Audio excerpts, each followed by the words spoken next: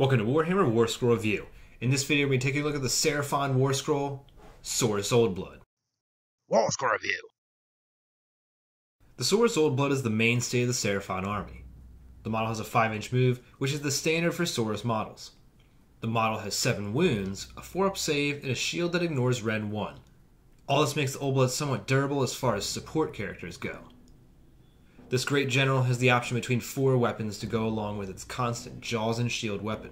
The model can choose the Sun-Tooth Maul, Celestite Warblade, Celestite Warspear, or the Celestite Greatblade. Don't think too long about which weapon this guy chooses. He shouldn't be getting in combat. Personally, I would choose the Greatblade. The Oldblood has 2 support abilities to make him useful to a Seraphon army. Wrath of the Seraphon would allow Saurus models within 5 inches to reroll wound rolls of 1. This is one of the few places Seraphon army has access to wound modifiers, so this one shouldn't be ignored. Keep in mind, this is one of those annoying abilities that says models within 5 inches, so no daisy chaining or anything else cheeky. The other special rule is the model's command ability, Paragon of Order. The ability allows a Seraphon unit within 10 inches to move 3 inches in that hero phase, so long as one of the models stood still and none of the models move within 3 inches of an enemy model. This ability sounds pretty middling at first. 3 inches is really not going to mean much, and since one model has to sit still, it has to be used on a unit of 2 or more models. Realistically, it has to be more than 2 models, since moving only one model in a pair 3 inches will likely put them out of coherency of each other. So this means the ability can't target our big monsters. The main target for this ability will be large units of Saurus Warriors, Pterodons, or Ripperdactyls, but in reality, most Seraphon units aren't rushing down the field to engage the enemy, so this extra 3 inches is quite underwhelming on its own. When we get into additional combos to use with Paragon of Order, it will start to sound more viable. The model is just over 100 points and obviously fills a leader slot. Keep the Oldblood behind a blob of Saurus to move them a bit faster forward and get those sweet reroll the wounds. For the price tag, the middling command ability and the wound rerolls are somewhat worth it. In a Seraphon Allegiance is where the Oldblood's command ability starts to become more useful. The Seraphon battle trait, Lords of Space and Time, makes the ability quite potent. Lords of Space and Time removes a Seraphon unit and transports them anywhere on the battlefield 9 inches away from an enemy. The reason Paragon of Order is so good here is that it can be used to move a unit that just teleported, making that 9-inch charge a 6-inch charge. The Oldblood's command ability only has a 10-inch range, so if you plan on using this the first turn, you will have to think ahead. The easiest thing to do is daisy chain a few models from the teleporting unit back to meet that 10-inch bubble. In practice, this is actually not too hard to do, and on a regular table where players deploy 24 inches away, this will mean the unit only needs a couple models to chain back. You can use a somewhat complicated combo with the Slant Starmaster, but I will go through that in a bit. The idea with this tactic is to teleport a large unit, hopefully 40 Saurus Warriors 9 inches away from the enemy, move them 3 inches forward, and charge in or just sit there, obstructing the enemy's path. Buff your Saurus Warriors before sending them out, and the opponent will have a hell of a time dealing with them. Not only do 40 fully buffed Saurus provide a decent offensive capability, it will be hard to take them down and can really block the opponent's advance. While the opponent deals with these models, use the rest of the army to score objectives. Seraphon don't have a whole lot of first turn charge mechanisms, so keep this one in mind. They aren't that impressive, but since the Oldblood is likely your general, we should mention command traits.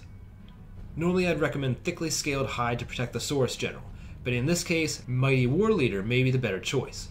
Sending a unit of 40 models in front of the opponent's force first turn is just asking for a devastating battle shock phase. This trait would allow the Oldblood to use Inspiring Presence in addition to Paragon of Order. Quite handy. This would force the opponent to kill the Saurus Warriors to the last man. Seraphon units also provide a few synergies to the Saurus Oldblood. As stated, pump up the unit you are sending forward with abilities such as Mystic Shield, Summon Starlight, and Celestial Rites from the Skink Star Priests and Priests.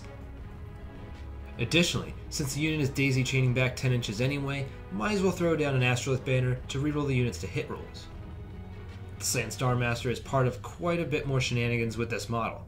The Slan's Ascendant Constellation has a result on there that would increase charge rolls by 1, making that 6-inch charge almost guaranteed. The Slan also has access to a great command trait in a Seraphon army, the Great Rememberer. The ability allows 2 units to be teleported with Lords of Space and Time, which increases the potential here quite a bit. The Seraphon player could either teleport 2 giant units and hit one with Paragon of Order, or use the ability on 1 large unit and the Saurus Oldblood simultaneously. This latter option may be good if the enemy is deployed far away from where the Saurus Oldblood is standing. Now, you may be asking how the Slann is going to have a command trait while also making use of the Oldblood's command ability. The answer to that, the Bloodclaw Star Host.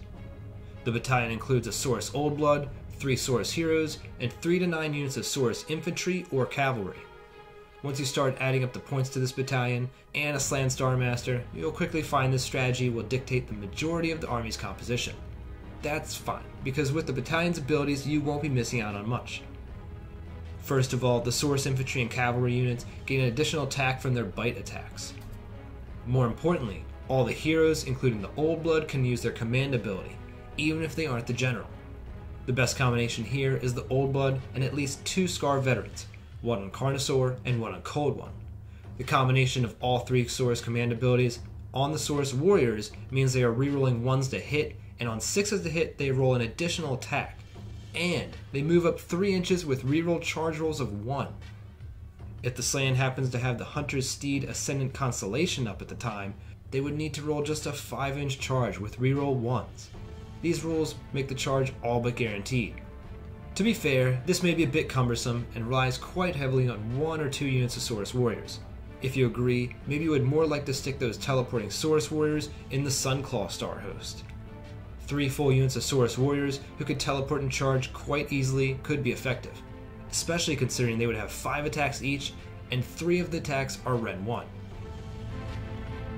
I don't find the Oldblood too useful in Order Grand Alliance armies unless it consists of mostly Seraphon or has a powerful Saurus unit needing those wound rerolls.